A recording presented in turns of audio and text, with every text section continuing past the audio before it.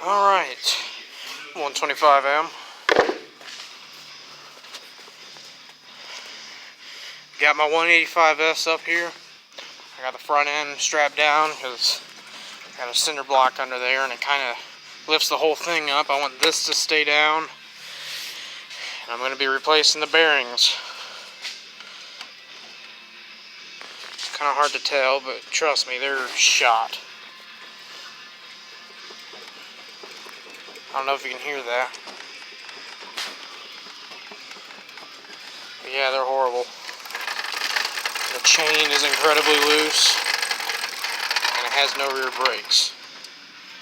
So, and these kind of stick. I'm going to do a little bit of work. Get these replaced. Let me see.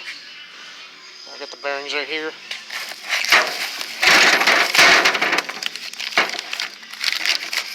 It's a lot bigger than I thought they were. So that's what's going on right now. I might do an update. I don't know. I've never done bearings in this one before.